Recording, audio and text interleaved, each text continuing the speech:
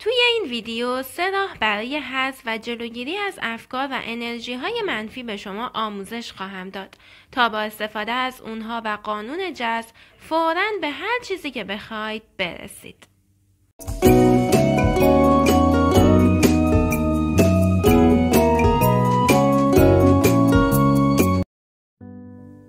سلام دوستای خوبم، به کانال جذب خوشبختی خوش اومدید. شده تا حالا هر کاری کرده باشید تا ارتعاش خودتون رو افزایش بدید ولی همچنان در دام انرژی منفی گیر کرده باشید؟ من توی این ویدیو میخوام بهتون یاد بدم که چطوری این انرژی های منفی رو حذف کنید و ارتعاش خودتون رو بالا ببرید. راه اول، شما باید روی چیزهایی که دارید و میخواهید تمرکز کنید. بیشتر شما دائما روی چیزهایی که ندارید متمرکز میشوید.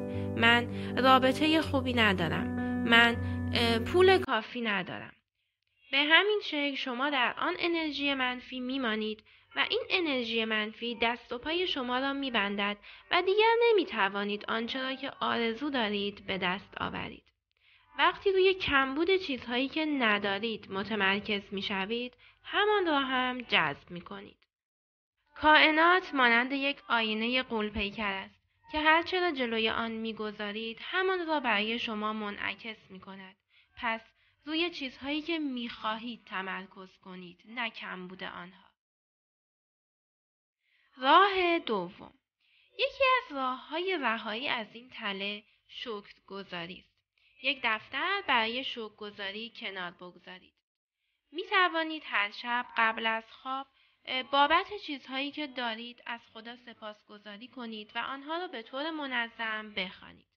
مثلا من هر روز صبح بعد از بیدار شدن از خواب این کار را انجام می دهم و عصرها هم از روی آنها می خوانم و آن را به یک عادت تبدیل کنید.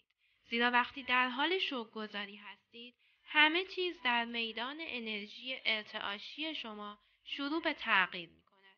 زیرا شما به معنای واقعی کلمه در حال تغییر فرکانس هستید. به این ترتیب شما شروع به جذب چیزهایی بیشتر از آنچه دارید و چیزهایی که می خواهید می کنید.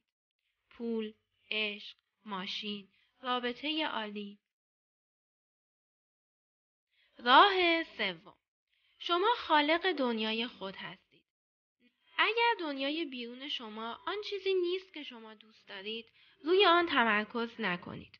شما با این کار فقط بیشتر آن را جذب می کنید. به جای آن سریعاً خود را در موقعیتی تصور کنید که دوست دارید و طوری رفتار کنید که گویی به آن موقعیت و خواسته رسیده اید. با این روش بعد از مدتی می‌بینید که واقعاً آن موقعیت و خواسته را به دست آورده اید. هر کدام از این روش‌ها برای حذف انرژی‌های منفی و افزایش ارتعاش شما خیلی مؤثره و اگر 3 تا روش رو با هم انجام بدید که فوق‌العاده است. اگر دوست دارید راه‌های رسیدن به خواسته هاتون رو خیلی ساده و سریع یاد بگیرید، کانال من رو سابسکرایب کنید، زنگوله رو هم بزنید تا از جدیدترین ویدیوهای من باخبر بشید. ممنون که تا این لحظه همراه من بودید. خیلی دوستتون دارم. تا ویدیوهای بعدی، خدا نگهدار.